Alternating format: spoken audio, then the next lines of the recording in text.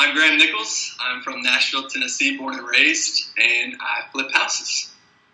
I'm Michael Slowey. I'm also from Nashville, Tennessee, born and raised, and I also flip houses. We sure flip houses together. Yeah. Yeah, we started about 5 years ago. I got into real estate more than anything, and we worked with a couple of investors and such in the Nashville area. And then me and Slowey were college roommates, actually, and he worked in the construction industry in Chattanooga, Tennessee. And then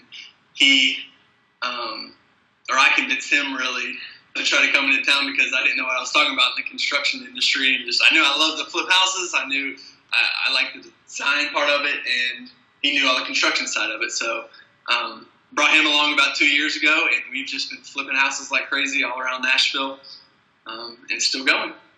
Just to kind of build on Graham's story, I was in Chattanooga working as an estimator for a commercial construction company, and 6 months go by, and Graham, elbowing me, come on. And finally, after about a year, I'm just like, all right, fine, what do you got? And he pitches me this whole SN developments, and the rest is history. Our design style, we kind of try to keep the Nashville classic neighborhoods alive. So, for example, if we go up to a Germantown neighborhood, it's more of an industrial look that we bring into the old school houses. And another example is the 12 South area. It's a craftsman style area that we bring like the old Nashville look up into. So it's a lot of renovated houses that are in a historic district that you can't change. So we make sure and bring those alive. But in Nashville, we have different subsections that we try to base our designs off of to keep the historic value in place, I guess, more than anything. I think it's an advantage of knowing the feel of Nashville and what all the people around here really want and need and desire in a house. Spread out, a lot of people like land around Nashville. A lot of people like not as busy of roads, but it's just a different feel I think we bring into each one of our houses that is doing very well so far, and it's very successful. So we like to keep it local. That's a main part of what we like to do too, is keeping the tradition of what brought all these people to Nashville in the first place and renovate these houses to what the old Nashville used to be. So keeping it classic instead of just tearing everything up and bringing in a California style. It's more than crazy. It's there's people coming in from everywhere to try to flip houses. There's every state just coming in, and actually we go around town and people ask where we're from. We say, yeah, we're originally from Nashville. And they're like, what? You're a unicorn. It's like, oh, okay. That many people are coming in from out of town and influx, even in the real estate business, just because it's a real estate boom right now. And we went to high school. He went to Franklin, and I went to Brentwood, which are, when we were growing up, huge rivals.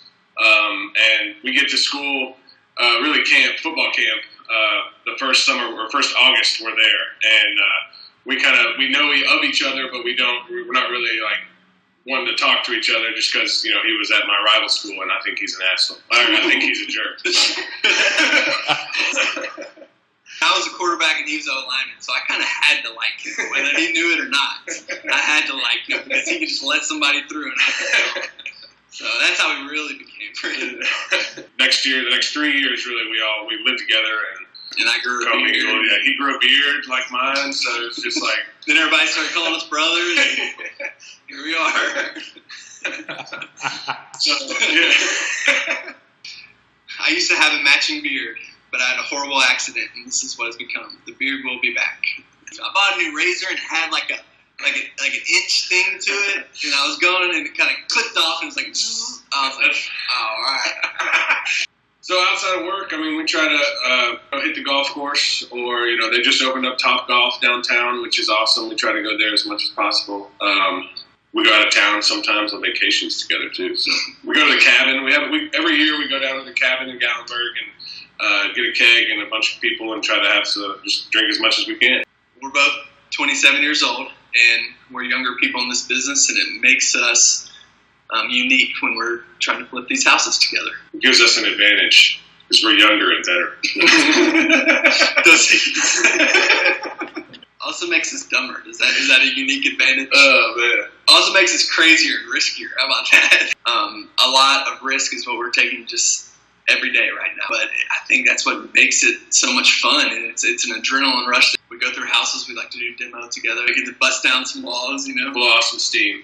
Blow off steam a little bit. So that's considered fun for us. But Yeah, so he basically gets everything set up on the front end, finding the property, getting the money to purchase the property, and then once he gets those in place, then it hands the ball to me, and I take on the operations of taking the whole project through completion. We're listing properties and getting 18 offers on the property within the first hour it's listed. It's the craziest thing I've ever seen. So we're saying we're taking big risks, but at the same time, if we design it the way we want to design it and make it the style we want to make it, people fall in love with it and people will still make an offer on it. The thing is, we never buy like good-looking flips. That's the problem. Like, a lot of them are just nasty, terrible. The ones that people are all afraid of, we're like, yeah, let's do it. Let's jump into it.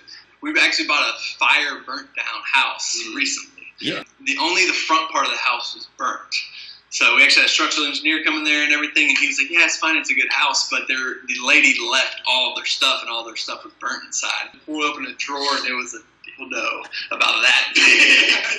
And he held it up, and he was like carrying it around. Yeah, in his house. And now we call it the Black Dildo House. Yeah. It's a very hard thing. Like you said, a lot of people want to grow up and like, yeah, let's start a business together with friends, but there's a very fine line you have to cross, because you got to really trust each other and separate the friendship and the business, and then have them all collaborate together. And I feel like we were close enough to understand the different sides of it, and it's a journey, man. It is a lot of fun. It really is. And I think some people say that there's only 1% that actually, work out, friends and business, and I think we've done a great job, and we're killing it, and it's we have fun every day. Literally, that's the main point of it. Is we work, we do real hard, but we definitely have fun as well. So, yeah, that's my side of it. Yeah, I agree with what he said. we do like our food down here. We do like to eat, too, as you can tell. Yeah, we do like to eat. Yeah, man. Yeah, we're excited. I think it'll be a lot of fun. I don't know if it'd be fun. We're idiots, so it's hard.